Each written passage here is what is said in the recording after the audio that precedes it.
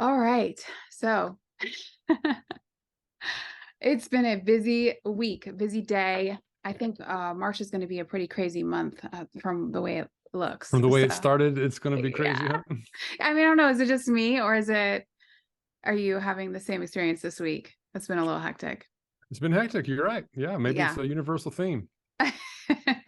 I like to follow the moon and all. So, I mean, I guess it could be something related to that.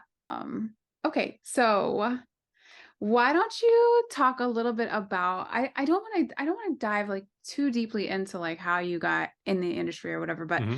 I would like to know, how did you make the jump from corporate into real estate? What prompted that? And then what did that look like? Was it part-timey? How did you do it? hmm Well, the trigger point for me was that I was really dissatisfied with my day job. It was a corporate job. It paid decently, and it was an okay life, but it was a very default option where I just came out of college and thought, well, I don't know what to do, so I might as well get a job that pays me something. And then 15 years later, I was, happily married, two kids, a mortgage, and In the realized, wait a corporate second. trap. Yeah. Yeah, it's like, wait a second, I'm a corporate drone here. Like, what am I Yeah. doing? And I'd always kind of hoped and dreamed and fantasized about doing something on my own and making really serious money and having control of my schedule. And it was just like this really big wake up call for me that I was helping build somebody else's dream and not my own. And I mean, it was kind of a profound moment for me where I was just like, oh my gosh, like what, like my life is slipping by and I'm not living up to what I want to do with my life. I'm just kind of rocking along with, and my ladder was against the wrong wall. So that's a big wake up moment for me. And so I like searched really long and hard for an option that or a bridge to control my time. I didn't want to rent my time anymore to a Mhm. corporation. So I considered all kinds of stuff, like starting an insurance agency to buying some sort of franchise, and everything I got into or I thought about getting into felt like I was just buying myself another job. Mm. So I wanted to find something that I could kind of ease my way into and kind of do some tests with. And I realized that, go ahead. How long did that go on where you were like evaluating? Because I also know that you have an engineering background. So I, I'm curious to know, how long did you sort yeah, of play with the idea and evaluate the different options? probably about 6 months. Okay, that's not bad. Yeah, it wasn't terrible because I really did have a pretty big wake up moment. I was just like, I have got to do something different with my life. And I said Mm. from that moment, there was probably about a year later that I bought my first rental property. And it was 6 months of kind of deliberating. And then I realized, okay, you know what? I could do this in this real estate thing and not insurance and not buying a some sort of franchise. And so I just figured out, I started learning what it would take to buy a property. And in the August of 2015, I bought my first property, and I was hooked. As soon as that happened and I saw that first check come in, Yeah. I thought, okay, I mean, that was the first time in my life I think I'd ever had a second source of income other than my job. Oh my gosh. Yeah, can you believe it? So I did not grow up as an entrepreneurial type spirit at all. I grew up fairly poor. I never went without food, and I was always well cared for. But we didn't do anything elaborate or exotic, and I didn't have financial riches by any stretch of imagination. So I was my position, and my parents helped me. Like, you're going to go to college so that you can like up your station in life, and I did. I got a job, but my mission was to not be poor. It wasn't to be wealthy; it was to not be poor. That is such a sad mission. Yeah, Sorry, I really. don't mean And to laugh. no, no, no. I don't take it that way because I think a lot of people resonate with that. They're like most people are not raised affluent, and they don't know how to become affluent, and they wish they could. And the old school method of getting going, going to college and getting a job and working hard can give you some benefits, but it isn't as lucrative as it used to be. Oh my gosh, we can go down that rabbit hole if you want. Well, but you went to school to be an engineer. I did. Yeah. Yeah. So that's one of the things that I would say is probably you need to go to school to do that. You do. So, You do. Yeah. yeah. So it wasn't a total waste.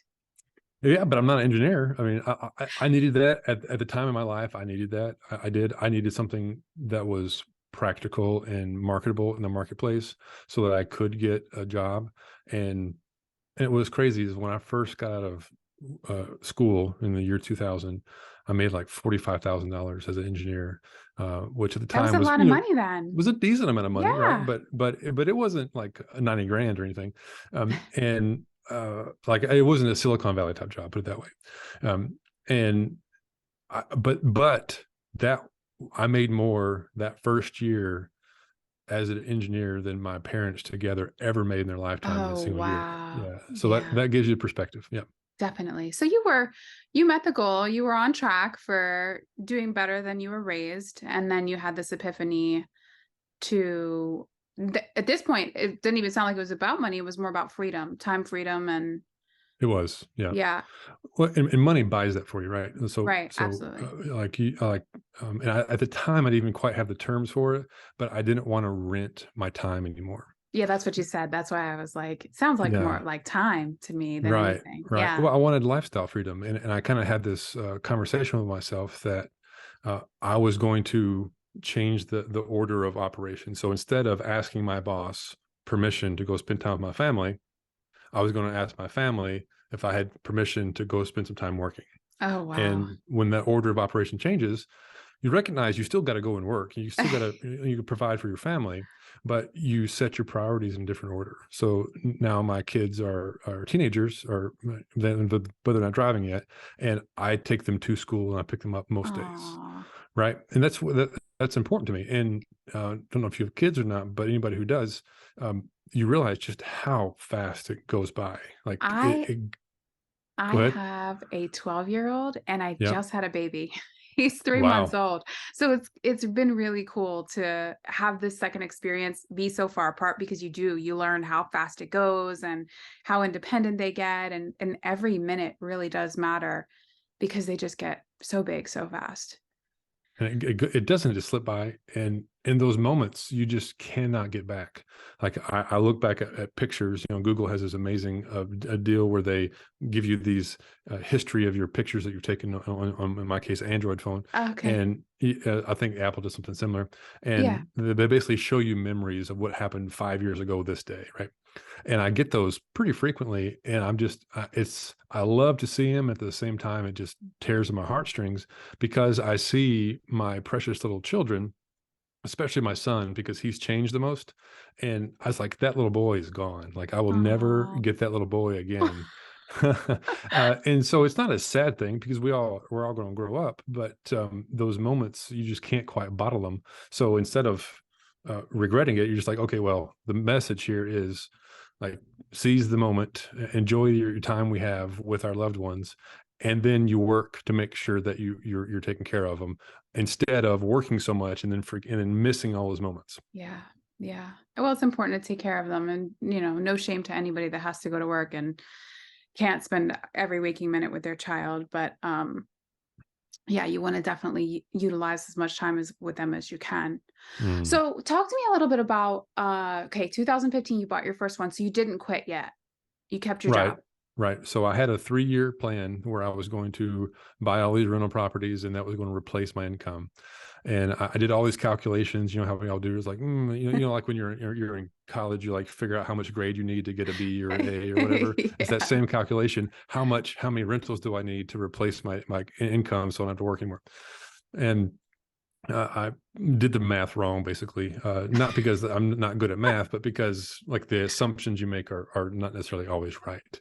There's a lot more expenses that comes from holding properties than you probably anticipate, Mm. that sort of thing. So I had this number that I needed 102 rental properties to replace my income. Oh.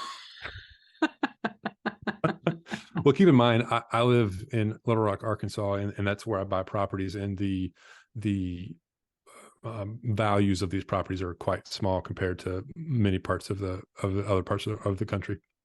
So it's a low cost of living area, which has its benefits, but there's very little appreciation. So you really need to buy things for cash flow. And fast forward a few years, I had, I don't know, 50, 60, I can't remember how many units I had at the time. And I was 2 years into my 3-year plan. And I was really getting close to where I was like, you know what, I do have enough now. I built some other side hustles, like doing some wholesaling. I flipped a few houses, and I was doing some lending out of my IRA. And I'd gotten pretty sophisticated as an investor. I was like, okay, I'm ready to not do this anymore. And I was just kind of calculating things out. And then I got laid off. And so uh, Universe. The so universe was like, "Oh, we're right, pushing you out the nest, buddy." pretty much, and that's exactly the analogy I use. Is I had my toes at the edge of the cliff, and I was about to jump, and someone just came by and pushed me before I jumped Yeah. myself. Okay, so that was another question I was gonna ask you. So you only buy in your backyard. You're not like all over the US or anything like that. At the time, I wasn't. Yeah, I was only buying properties in Arkansas because there was cash flow there. It was easy to buy houses, so there was no reason to jump to another market. Since then, I have grown up in my sophistication a fair amount, and I've gone upscale, and I do multifamily developments in Texas now. Okay, okay. And that's like not just land then. You're actually building Right. So multifamily. I buy land to get it entitled, and then I sell either the paper lots or the development to a builder, or we were contemplating actually building some townhomes. So we're I haven't gone full cycle yet, so I'm still pretty new at this. So I've learned a ton, but I'm actually like, I've put on my developer hat. Oh, so many questions. Okay. Why did you pick Texas? Hmm. Yeah, two reasons. Well, I guess three reasons. Texas has a thriving economy. People are Mhm. moving there like crazy. So Yeah. that's the fundamental reason. Okay. Two, I met a really good friend and now business partner that lives in Texas. So he's a realtor and he's a real estate investor, and we have a shared common values, and we just became very good friends. So we wanted to do it in Texas because that's where he is and he knows the market. And three, it's right next to where I live. I live in Arkansas, so it's like a 5-hour drive or a 1-hour flight to for me to get from Little Rock to Dallas, and I go there a fair amount now. Okay. So that actually you almost answered one of my other questions, which is how did you find the is you have a builder now, not just your realtor friend?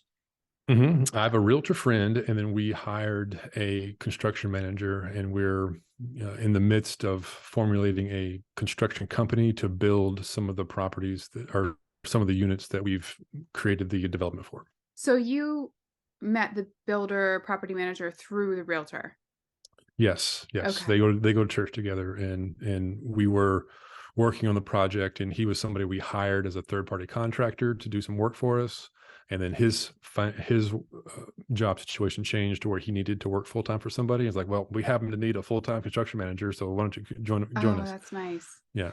Do you find it challenging to be remote? It's close enough that you can show up if you need to, but I mean, is your realtor friend the one who really kind of oversees most of that stuff? He does. Well, the one person that really oversees it is the construction manager, because I mean he knows how to actually build things. Like me and my realtor friend don't. Like we are developers and not construction people. And from a developer point of view, is we hire engineers. Like it's different when you're in single family versus developing multi or developing really anything.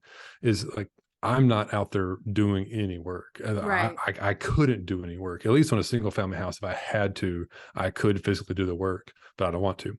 On a land development, I have no business being on a tractor. I have no business how to use it. I can't do the survey. I can't do anything. Like there's Right. nothing I can physically do. All I'm doing is evaluating the deal. I'm hiring the right people. I'm paying the invoices, and I'm making sure the model works, and I'm making sure that everything's getting paid correctly. Okay. So you don't have to worry too much about him not doing his part. He's a partner then. Yeah, exactly. Okay. Okay. Yeah, that aligning your interests definitely help with something like that. Hmm. Instead of just hiring a project manager, having somebody that actually has skin in the game can make a big difference, I think, for a remote project.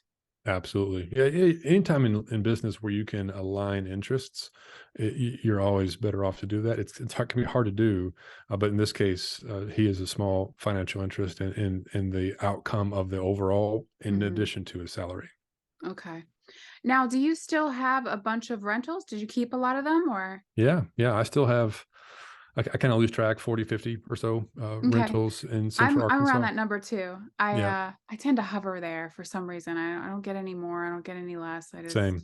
I may turn some over, but then I ended up coming back to that Same. number. Okay, well, Yeah, that makes me feel better because I always felt like I had some sort of block for getting past it, like, whatever. But I did take some time to flip over the last year or 2, which is not something I've gotten into as heavy as I did over the last year or 2, so I guess that's sure. been a little bit of a distraction. Hoping to get my cash position up a little bit more because I wanted to buy some bigger things. Yep. But everybody got into bigger things when everything got sold, and Yep. then everyone was 1031ing, and so there was a lot of competition. I wrote a few offers, and then I was like, I'm going to flip. I need to Mm, make some more cash. hmm. Um, do you manage your rentals on your own? I don't. I've learned that I'm a terrible property manager. I'm way too nice. Bleeding heart, T- yeah. Tenants are fantastic negotiators. Yes. I'm much better off, personally, I'm much better off handing it off to a third party to take care of it so I can do things that actually light me up. And property management is not one of them. Now, since you have so many units, do they give you a discount on managing? Yeah, a little bit. So they Okay. charge 8%, which I think Hmm, if you were just starting, 10. it'd be 10%. Yeah. 10 is usually what they charge, yeah. I'm not a fan of that. I'm not a fan of that percentage. I still manage all my own stuff. I have a lot of Hmm. help, but I do still manage all my own stuff, but I sometimes fantasize about not managing all my own stuff. It's an interesting conversation that there's pros and cons to it. And if I were mission driven and I wanted to be the best property manager ever, I would be a better property manager than my own property manager because they're They're my yours. units. Yeah. But in reality, that does not suit my personality. It does not light me up. I just want mailbox money, and it doesn't have to be Ah, optimized. I just want to go off and do other things that are we far more love interesting. mailbox money, and it doesn't have to be optimized. That's a really good point too. I can't help it. I'm one of those people that has a hard time giving away something I can do. Sure. Which is probably one of my blocks. But Mm, mm. speaking of blocks, I'm wondering, do you consider yourself to be a perfectionist? No, no. I actually err on being not perfectionist enough. Like, there's like a continuum of if you're very attentive to details and versus your low details. Mhm. My personality is just naturally very low detail. I find that so interesting because you're an engineer by trade. So Yeah, you probably was one of the situation where I was operating in my zone of excellence, but not my zone of genius. So I'm good okay. at concepts in math and science, but when it comes down to it, actually like measuring things down to the millimeter, I do not care. Yeah. So I'm also a licensed broker, and I work with clients and people call me, especially if they're looking at investments. And I find a lot of the engineer types will over evaluate. Like they'll Mm, just keep analyzing and then never make a move because they're looking at every single thing that they could possibly look at that could go wrong. right. And they wait too long and then they miss out on even writing an offer sometimes. So I was curious to know if had that But a as well. funny story. There's a friend of mine that I know that attended one of my events, and he is I think now retired NASA engineer, Mm. and I have a hard time actually talking to him about real estate too much because he's such a classic NASA engineer. I mean, they have to be so precise in So his you know what I'm training. talking about. Yeah. Yes, and it's like I just can't talk to you about it anymore. I just don't like it's close enough that it doesn't matter. Whereas when you're trained to, like close, there's in rocket science, there's no such thing as close enough, Close right? enough. Yeah. I guess you want him to be meticulous in that Absolutely. role. Yeah, Yeah. absolutely. But it doesn't serve you when you're trying to buy a property and like you're looking at every single detail. You won't ever buy anything. Yeah. I mean, he's done well. I mean, it suits his personality, but I have a hard time talking to him about financial matters because he wants to talk about it in the nth degree. And I'm like, you know what? Like, I'm tired. Let's do this. Let's move on. Well, what a blessing that you don't have that sort of like fondling smooth stones. And don't get me wrong, not every engineer has that, but I would say more of the people that are like engineer minded Yeah. have that where they just, Agreed. yeah. So, okay, what are your big plans coming up? Anything? Yeah, I would say as of this recording, that I have just received my documents for my fund that I'm launching. So I'm running a hard money lending business business, and now I've run out of my own capital to lend. And so my pool of money is maxed out. So I'm raising capital for my hard money lending fund, and I've got the documents, and I'm feverishly reviewing all 200 pages of them and make sure I understand them, and Really then I'll cool. send those back to the attorney. Once they're finished, I'll have a legitimate Reg D 506C fund. Wow. Okay, so I know how it works in real estate to raise funds. We syndicate and all that good stuff. Mhm. Is it similar Very for similar. Yep. okay. Okay. Yep. The real distinction there is when you're syndicating, you use all the same regulations from the SEC's point of view, but for a syndication, you're typically doing that for a project, and then when that project is finished, then You you have to go do and it do it again. again. Yeah. Whereas with a fund, you just continue using the same funds for the same classes of investments. Okay, very cool. And will you be personally underwriting the loans, or I think I I saw have a something about team. that. I have a Yeah. team, so I'll be a part of those conversations. But I have a loan officer, and I have a chief Mm. operating officer, and then I have a controller. So I try and get in it as little as possible. I'm just there to basically approve the wires and do the final underwriting checks to make sure that it's a good investment, and then I spend my time raising money. So what are you loaning on? Are you doing Airbnbs? I am not. So I will do single family loans, but that is not necessarily my niche. I just know people that will ask, and when I have Hmm. available capital, I'll do it. But my real niche is in land and Mm. in bridge loans for developments, because Okay. that's what I do, Oh, and that's what I'm most interested in, and the returns are better. how long is the bridge loan? 6 months typically. Okay. Wow. That's I've always been under, well, I'm in the middle of a subdivision right now and it's taking forever. 6 months wouldn't cut it. Nope, nope, not for that. Typically, the bridge loans for a development for like a subdivision type project is when you are about to refi and you're just about finished, and you have title, and you're just about there. You're at the Okay. 2 yard line. You're like, my loan is done and I need to buy 6 more months.